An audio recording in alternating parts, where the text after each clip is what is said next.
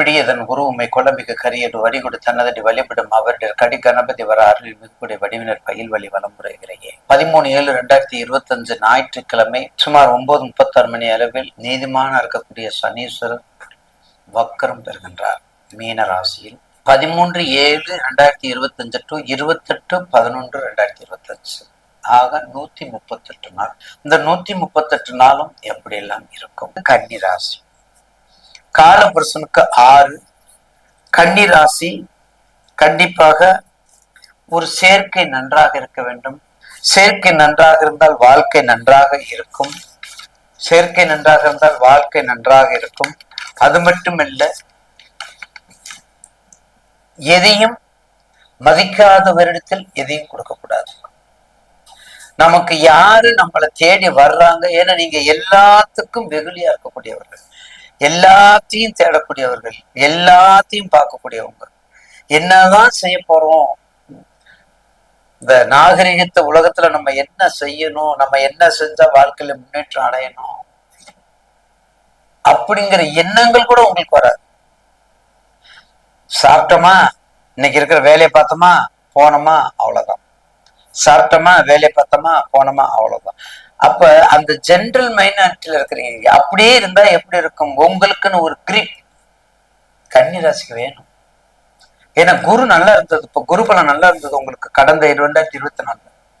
2024 குரு நல்லா தான் இருந்தது. இப்பத்தானே மறைஞ்சிருக்காரு. இருந்தாலும் உங்க ராசிக்கு 10ல குரு போயிருக்காருல்ல. 10ல இருந்தா 10ல் ஒரு பாவியாது இருக்குன்னு நம்ம சொல்றோம்ல. 10ல் ஒரு பாவியா இருக்குன்னு சொல்றோம்ல. அப்ப கண்டிப்பா அதுல ஒரு பாவி இருக்கத்தானே செய்றாரு. அப்ப அதுக்குரிய பதவி, அதுக்குரிய பரிணாமம், அதுக்குரிய புகழ், அதுக்குரிய பேரும் எல்லாமே நிறைஞ்சிருக்கும். அப்படிதான் இருந்ததுன்னா நிச்சயமாக கன்னி ராசிக்கு இந்த 138 நாள் வக்கரம் மத்தியம பலன் தான் கொடுக்கும். மத்தியம பலன் தான் கொடுக்கும். அப்ப உங்கள் ஜன்ம ஜாதகத்துல என்ன ராசி, என்ன லக்னம், லக்னாதிபதி எங்க இருக்காரு, நவாம்சத்துல லக்னாதிபதி எங்க இருக்காரு, நவாம்ச ரேசியோ எப்படி இருக்குது, அந்த டிகிரி வாசி எப்படி இருக்குது, சில நுணுக்கங்கள்லாம் பார்த்து முறைப்படி தியானித்தால், பிரார்த்தனை பண்ணினால் இதை அப்படியே நம்ம மூவ் பண்ணி கொண்டு போகலாம். அப்ப இம்போர்ட் பண்ணிக்கலாம், எக்ஸ்போர்ட் பண்ணிக்கலாம், பணம் சம்பந்தப்பட்டதை பரிவர்த்தனை பண்ணிக்கலாம்,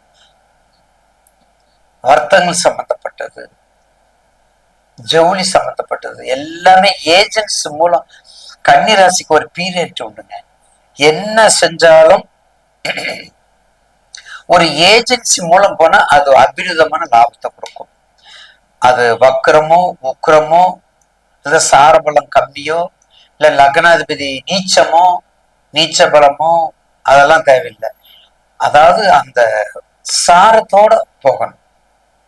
அப்படி போகும்போது கன்னி ராசிக்கு ஒரு தனி மவுசு உண்டு. ஏன்னா வார்த்தைகள் மதிப்போட, மரியாதையோட, வணக்கத்தோட, வாழ்த்துக்களோட வரக்கூடிய வார்த்தைகள் கன்னிக்கு உண்டு.